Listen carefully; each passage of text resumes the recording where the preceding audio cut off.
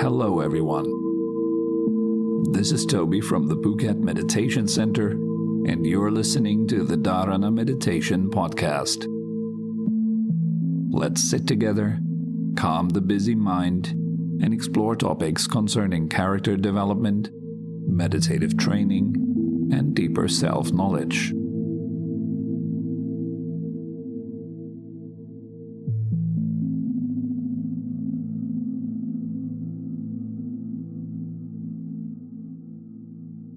Begin by sitting upright, suspend the head from above, let the body be soft, relaxed, at ease.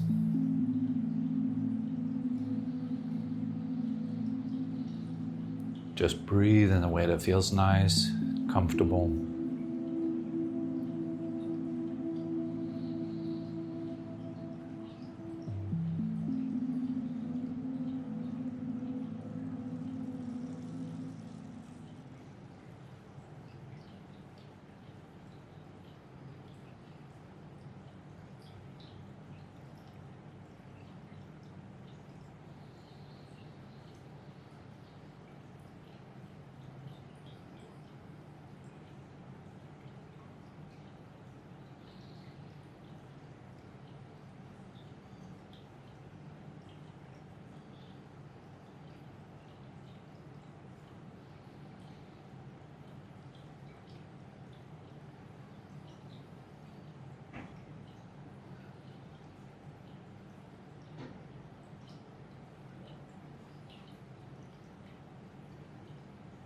Gradually let go of any kind of doing or trying, just sitting here in presence. There's nothing to accomplish, nothing to achieve, nothing to get rid of. Just leave everything exactly as it is.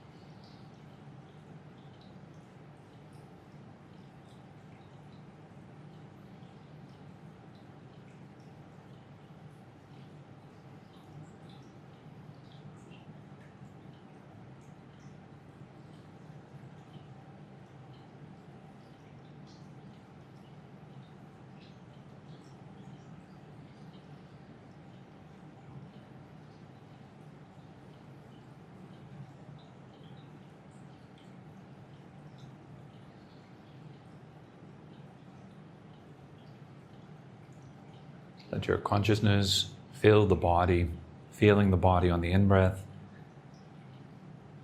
and then simply noticing as your body relaxes during the out-breath.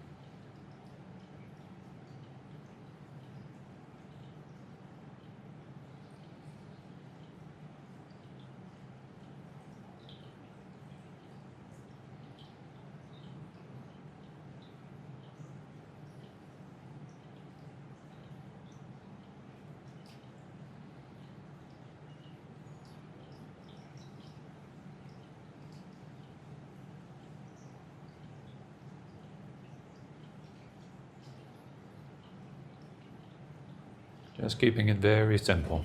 Breathing in, feeling, breathing out, softening.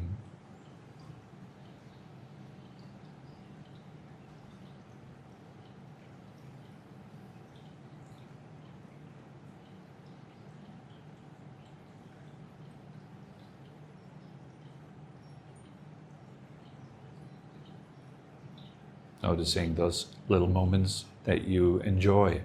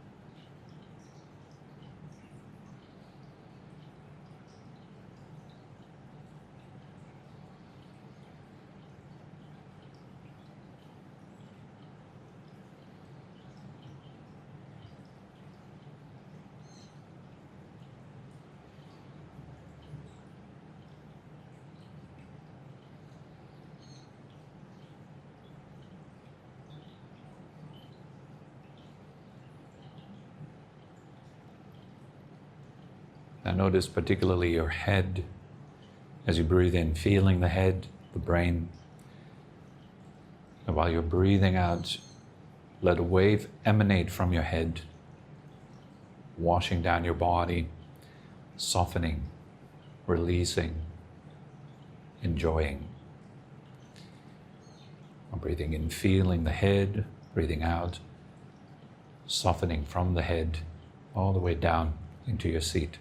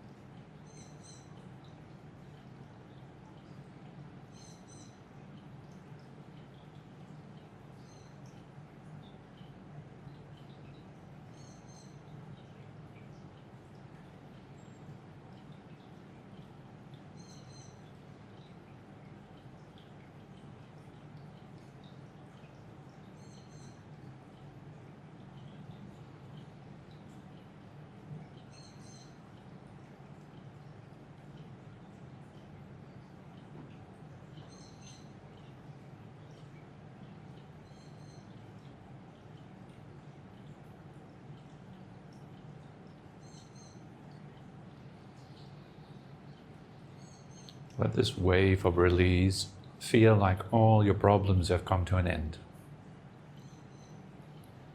including all potential problems.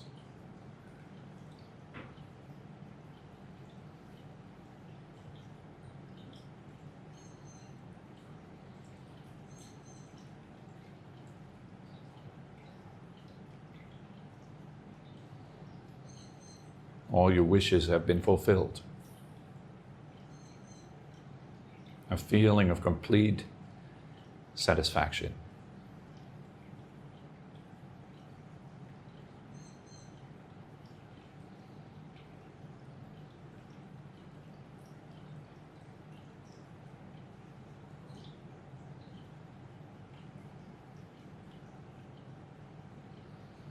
It doesn't matter whether your problems have actually come to an end.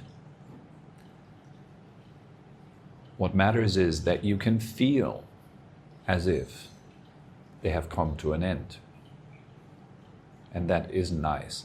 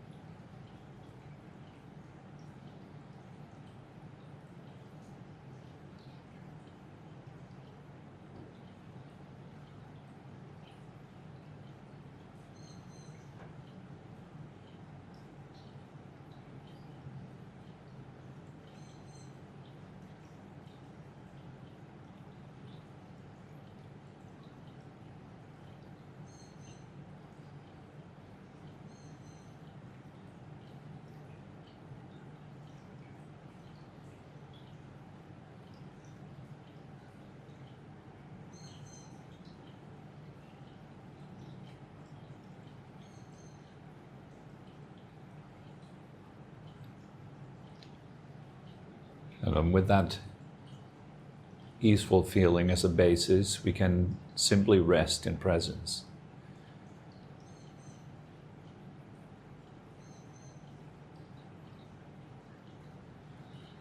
Aware of the senses, coming to your senses.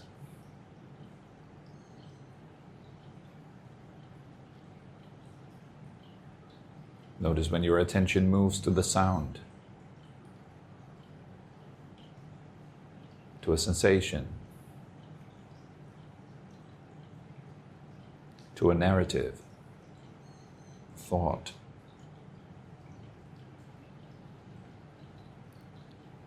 Just knowing, where is my attention right now? What am I experiencing right now?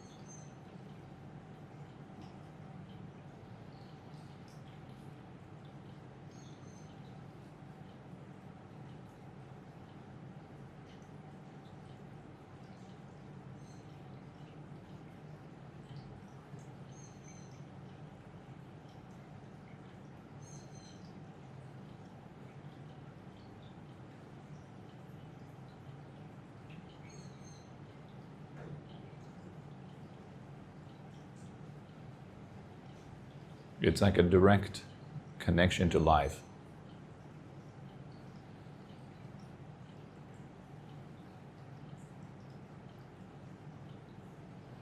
Not thinking about it, not remembering it, not anticipating it, actually experiencing it.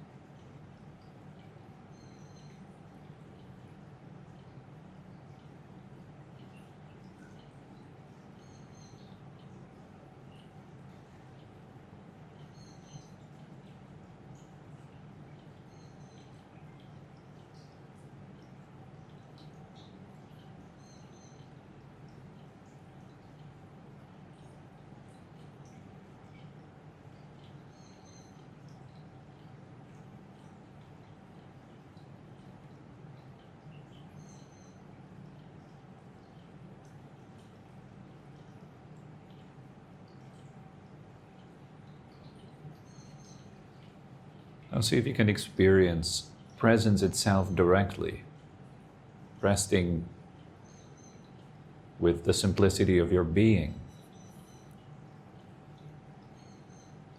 The experience that is behind the words, I am.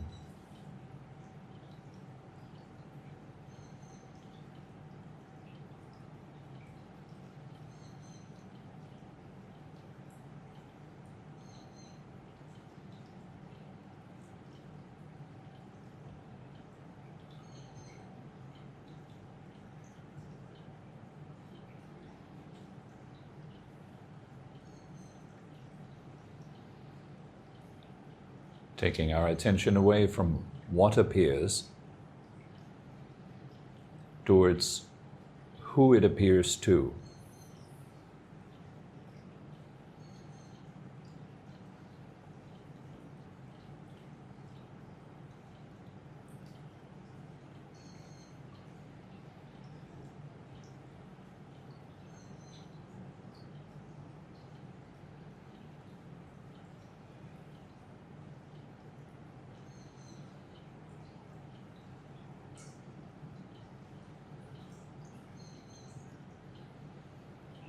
Sometimes it helps to ask yourself the question, and what is aware of this?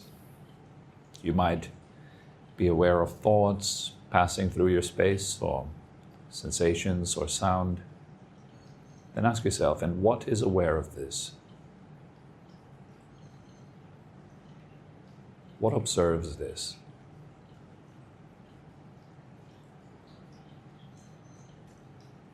Can that also be known?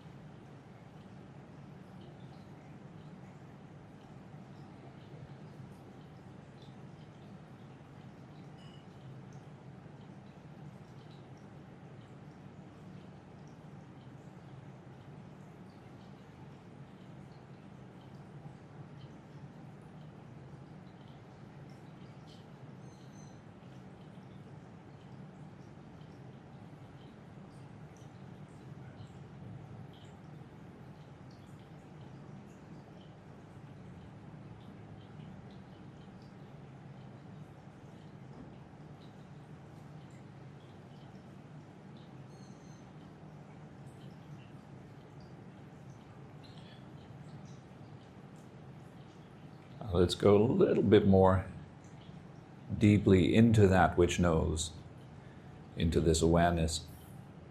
Notice that its quality is silence. One of its qualities is to be quiet.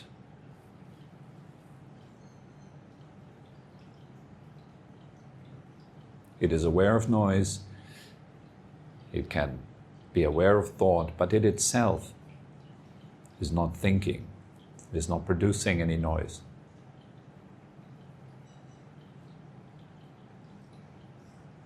So rest in the silence of your being.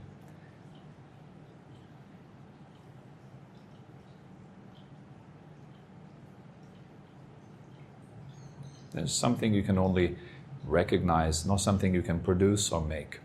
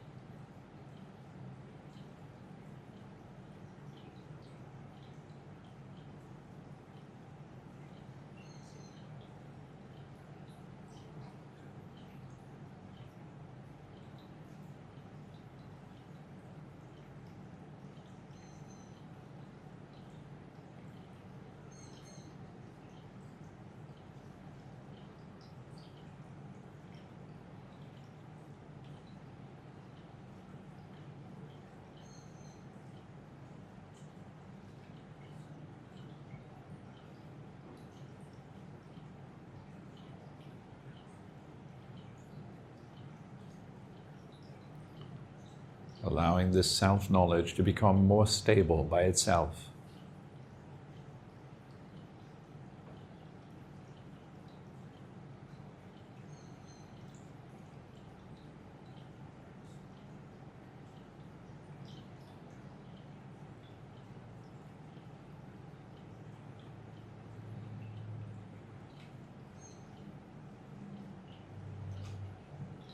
All we do is very gently just seek it out. Love it, liking it, having a sense of devotion towards it.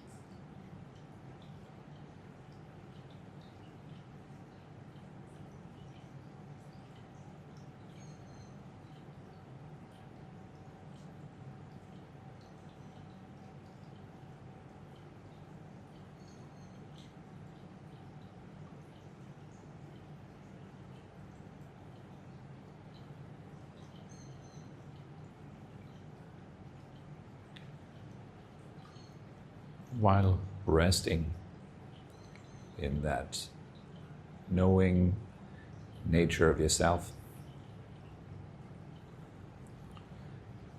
keeping it very gently in mind, you can slowly come back, open your eyes, gently stretch a bit.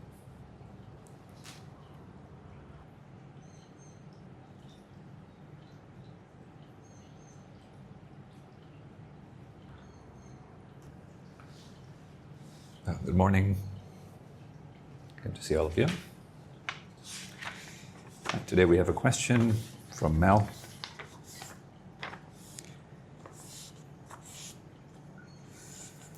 Always good to see someone actively participating on our YouTube channel, asking questions. That is refreshing. So she writes, "Thank you so much, Tobi, for this great insight." She comments on episode 374. It's about ignorance and grasping. I'm trying to spend time looking at this grasping mind I have that causes me and others so much suffering. I can see how it does it, but as you said, we get caught up again and again, hitting the waves. I can see how the practice of mindfulness is necessary. Without it, we continue to get caught. It's so close, the end of suffering, but it feels like the carrot is being dangled, and I keep trying to grab it. Do you think spiritual practice can also be a cause of grasping? So that's the first part of the question. There's another part as well. We'll cover that later. Do you think spiritual practice can also be a cause of grasping? Well, that's fairly simple. Actually, correct spiritual practice is the cause of the end of grasping, rather than the cause of grasping. However, there is also incorrect spiritual practice, which very well can enhance grasping, or it can become a tool of grasping, if you will. So instead of releasing and letting go, we grasp maybe the spiritual concepts or ideas. Let's say you might be very attached to visualization practices. Say the whole tradition is based on visualizing, on building up things, on fabricating, and so on. And often that comes with a type of attachment to these practices. So you grasp the visualization, you formulate a sense of self around it. Well, that can go with concepts as well. It doesn't have to be visualization. It can be spiritual concepts, ideas that we grasp, that we hold. But truly speaking, I don't think that there is any such thing as a spiritual concept or a spiritual idea. What is of spirit is beyond those things naturally. So what is of spirit must be beyond the layer of conceptualization, visualization, fabrication of any kind of sorts. It should be beyond even the realm of the senses. That which is of spirit is not of this world. That which is of this world is of the senses. And the senses are sixfold. There's sight, sound, smell, taste, feeling, and thinking. Thinking encompasses the whole range of mental activity. It can be, intending, wanting, not wanting, trying, all these facets of the mind. And yes, we can grasp those objects. However, the one thing we cannot really grasp as an object is the subject. And the true subject is of spirit. It is something that is beyond objects. It is perhaps aware of objects, but it itself is not an object.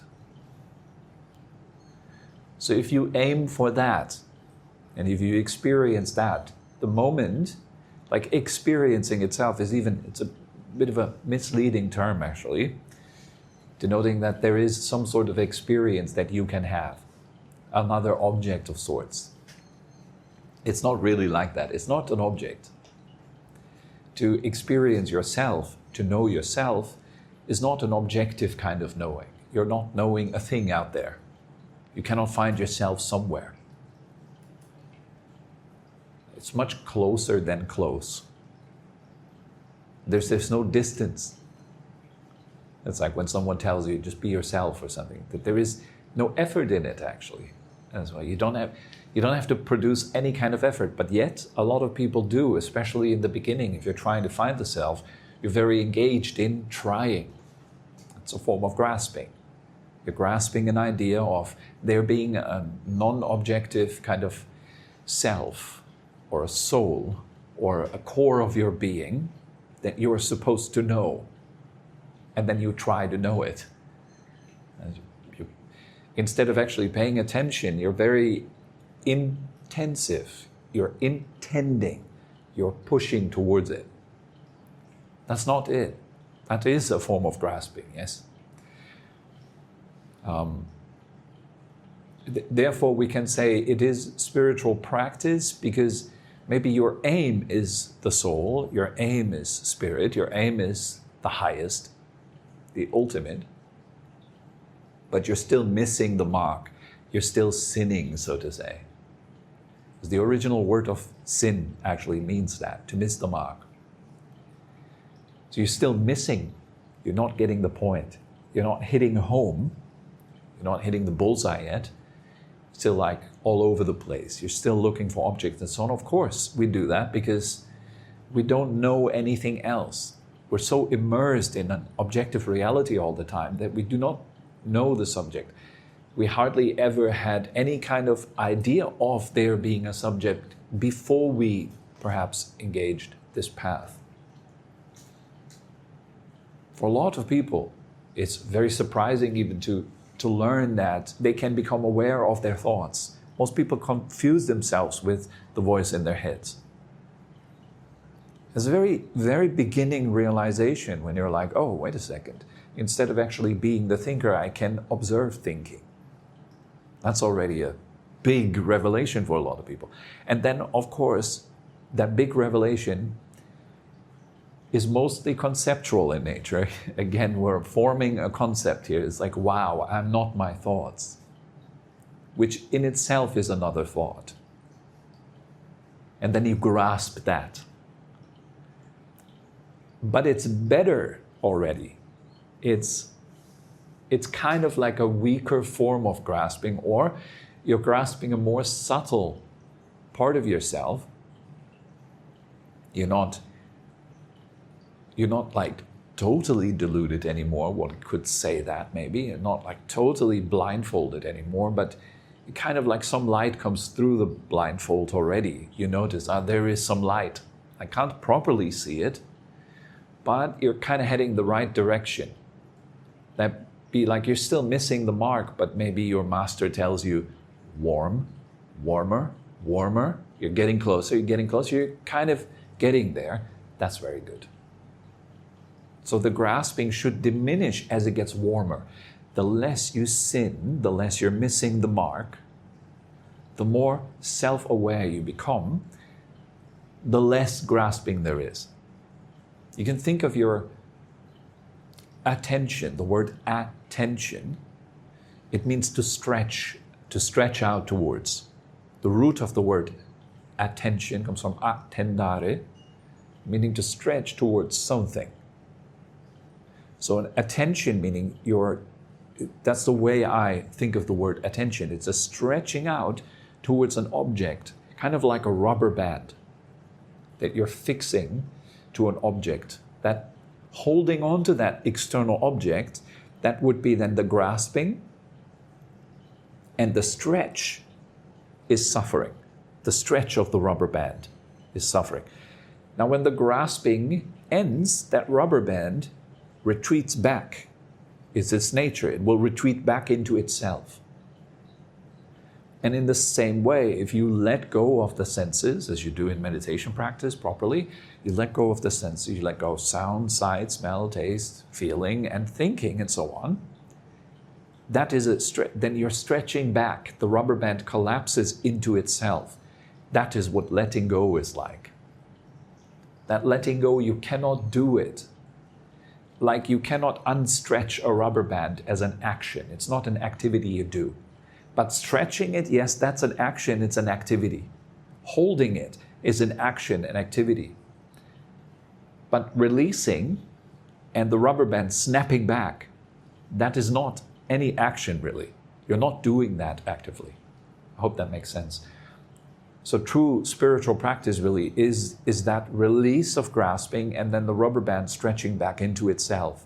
So you are getting absorbed into yourself naturally, not by force. You cannot force that. So you're not attending towards objects anymore, but that which is attending comes back home. That's just my way of talking about this word of attention. That's how I define it. It is the moving out towards something.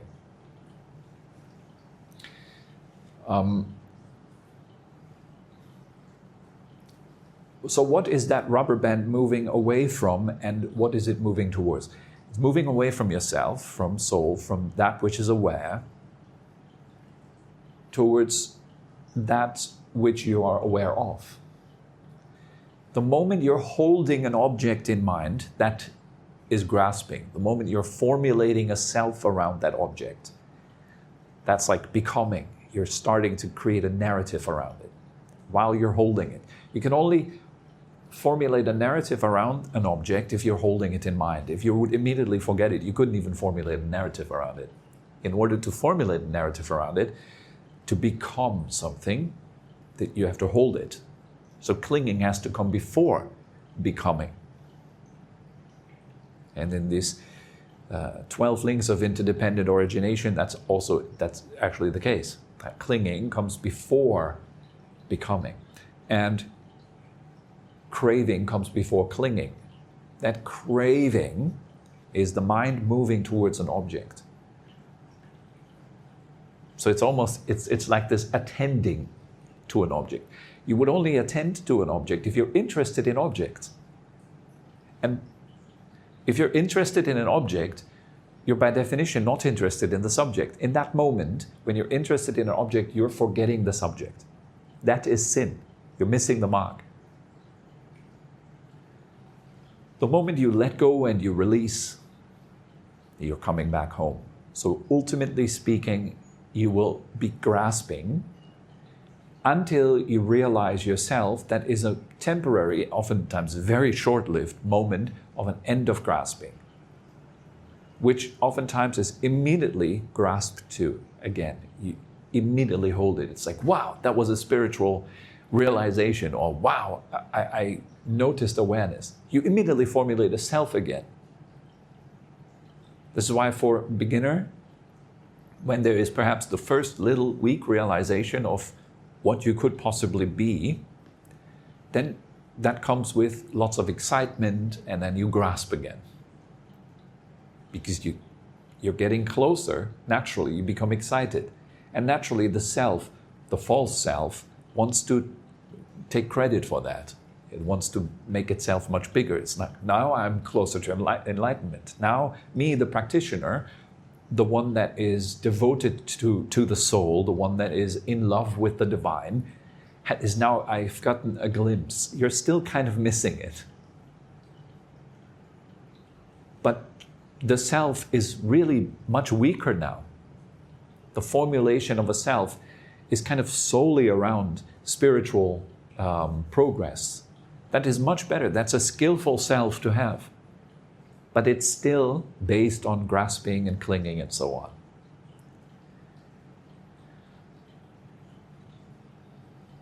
So in that way, yes, while you're engaged in spiritual practice, you will naturally be clinging, you'll be grasping, you'll be craving, you'll be becoming, formulating a sense of self, because that's our fundamental habit. That really only comes to an end the moment you realize. The moment you actually become aware of yourself, your soul, your higher nature, the Buddha nature, whatever you want to call it, become aware of that moment, that split second really. Yeah, there is no self. There is no craving, no clinging, no grasping. But it's so short-lived in the beginning. And you keep pursuing that. The pursuit of that, again, is grasping, is clinging.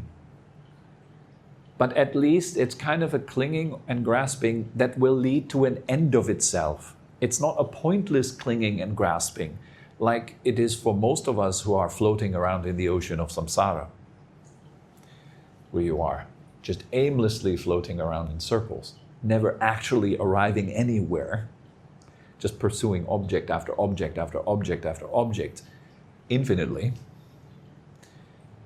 That kind of pursuit is like a swimmer that is drowning, but finally they found an island and now they're moving towards the island. They're still depending on the water to get there. They still need to use the water and the forces to propel themselves forward so they can get to the island.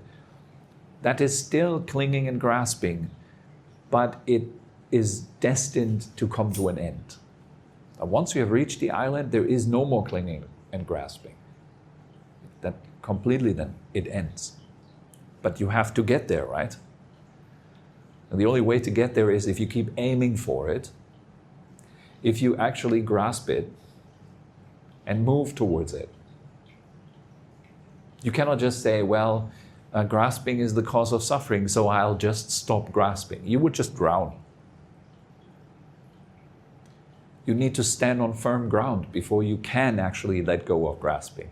That's the reason why we perhaps have a great hard time to not grasp, to not cling, is because we're actually not yet standing on firm ground. So maybe your mind, your soul, your higher self is actually telling you, like, no, it's not yet time to let go. You should grasp. You should actually grasp the right objects. It's not a matter of to let go of grasping. You cannot. Ask yourself first, what should I hold on to?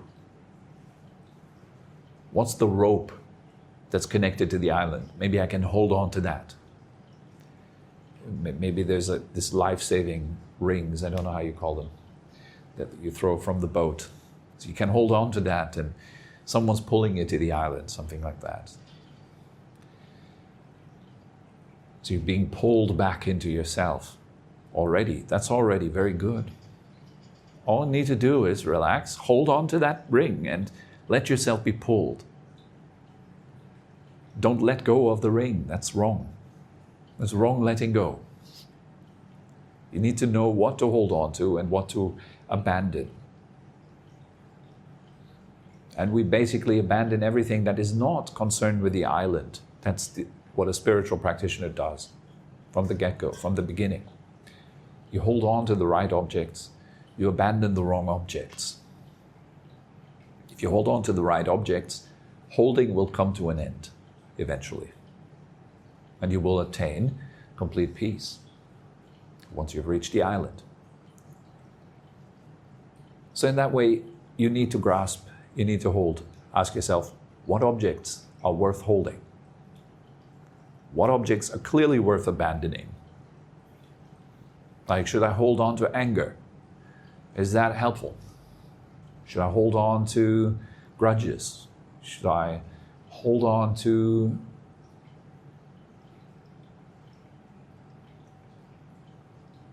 nonsense? Things that do not help at all. Should I hold on to that?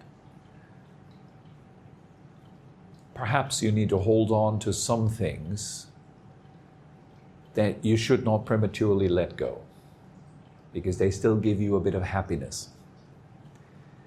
We have to be clever about this whole process, you know. You can't just pretend to be a total renunciate. Just throw it all out of the window. Throw out your cooking pots, throw out your bed, throw out your TV, throw out everything. Because you're now identified with the spiritual self or something like that. It doesn't work that way. You'll be miserable. There's even a story that's, I've heard that in the Tibetan circles. You know, there's this rich merchant, and eventually there's a wandering monk that passes through his village, and he gives this sermon, and the merchant hears that sermon, and he's like, wow, man, that's awesome. So I'm so inspired, you know. What is the world? It's nothing. It's empty. There's nothing worth holding. And so he sells all of his stuff. He gives it all away. And he just keeps like a blanket and a pot.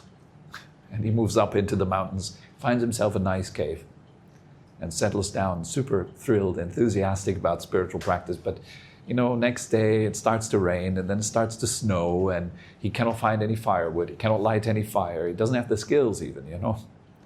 Doesn't know how to light a fire, so he's just miserable, wet, cold, with this soggy blanket up there in this really uncomfortable cave where he can't lie down because there's just rocks everywhere. And in the beginning, he's still as enthusiastic, but like after day 3, it's getting too much. The wind blows, it's just nasty up there. And he's alone, he's totally by himself, so he starts missing human interaction. Day 3, you know. So eventually he decides to go back down into the village. But there's a problem, because now he's given everything away. So he ends up a beggar. He has like nothing. He doesn't have the spiritual fruit, and he doesn't have the worldly fruit. Nothing. He's just in limbo now. Not a good place to be. In Thailand, there's a saying as well that you need to, when you're climbing a ladder, you only let go of the lower rungs if you have grasp of a higher rung. Meaning you naturally let go of lower forms of happiness if you grasp higher forms. Then naturally, it's a non-issue for you, actually. Lower forms of happiness just evaporate. You have no more interest in them because you have something better. You don't have to force yourself to let go of lower forms of happiness. Like, oh, I shouldn't enjoy myself by watching Netflix. I shouldn't eat chocolate. Oh my God, I should be totally spiritual.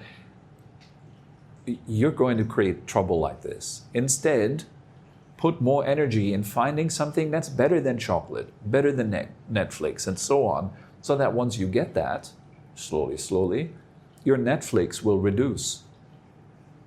Your chocolate consumption will reduce. So that is one way to get up there. But also, there is another way where you restrain yourself. You're making a sacrifice. You're not engaging in those things because you know, okay, this is not helpful, so you abandon it. You're pushing it away from your life. That can also be skillful. But too much of that, you tip off into unskillful. Similarly, too much with the other side, you're too much indulging and you're tipping off into the other extreme. So it's a balancing act. Now, we have to make a lot of sacrifice to move towards higher goals. To move up on that ladder is difficult. To slide down, to fall down, that's so easy. It's just two directions, right? Super easy. You go up, it's hard, and you go down, it's easy. That fast also. There's another saying that goes, like the way to heaven feels like hell, and the way to hell feels like heaven. It's kind of like similar. What comes much more natural to us is a follow what is pleasant, follow our preferences, and so on. We want to stay safe, and we want to experience something that is nice. So you have to kind of maneuver all this skillfully and slowly, and take your time with it, and just joyfully, slowly, step by step, making slightly better decisions every day, every week, every month. Just keep a good aim. Keep aiming for the island as the main thing. That would already, I would say, turn you into somebody that can be called a spiritual practitioner, because you're aiming for spirit, and it is your main thing in life. The most important thing is the divine, is the highest. It doesn't matter how much you still sin and how much you're still missing the mark. As long as you know that this is the most important thing, then that's very good already. There's no rush also. Just practice satisfaction. Practice presence. Let go. Enjoy. Rather than focusing so much on what you're incapable of. There's more than enough that we're incapable of. Focusing on those things is only pulling you down. Instead, focus on what is uplifting. I just let go. That felt nice. That was good. I enjoy to be present. Rather than, I'm constantly holding on. I'm full of clinging and craving. I wish I could have already let it go. That is stressful. That thought is stressful. So best to identify it as such and let it go. Now, there's another part of the question I also feel maybe it's a good idea to mention. So she asked, do you take donations? I have gained so much from your talks and meditations. It would be so nice to offer you something in return. Simple answer, no, we don't take donations online. We take donations here. You can throw something into the donation box, but we do not do any electronic kind of collection of donations at the moment. But what I do recommend is perhaps if you like what we do, if you feel like you want to support it, support my teachers. Go give a donation to their monasteries like Rappenschilling in Switzerland, or the temples of Luang Por Cham Nien here in Thailand, and so on. That is a good place to give donations. Or if you're not into the particular kind of Buddhist tradition, you still want to do something nice, then do your practice. Fantastic donation. Do that. Do your practice well. I think even the Buddha actually mentioned that is the highest offering. It is the offering of your practice, not the offering so much of money or things, but the offering of your own practice is the highest offering, the best. It makes the Buddha most happy. It makes Jesus most happy, if you actually approach the divine. Yeah? And if you're into none of that, then you can offer it to some good cause, whatever. You can help any good cause. And here I recommend, if you want to make a donation, an offering, offer something where you have trouble. Offer something that is difficult for you. For example, let's say you're struggling with bad health. Then offer money to an organization that fosters good health in children or something like this. Giving good education to kids so they know how to eat properly, how to stay healthy. Maybe support somebody local that does work to help people become more healthy. That's just an example. If that's something you struggle with, if you feel really, I don't know, if you're an addict, then give donations to organizations and help people get out of addiction. If you're really stingy and greedy, then give money to organizations that help the poor, something like that. Yeah, so this is a very, very good way to support this kind of work. It's not so much about supporting us, it's much more about supporting a particular type of thing that is good in this world. To support good, support what is good. That's more than enough. So that's all I have to say. All right, thank you very much for coming. Have a good time. We hope you enjoyed this episode and had a meaningful time. For more information and upcoming events, head over to our website at phuket-meditation.com. Thank you very much for listening and have a wonderful day.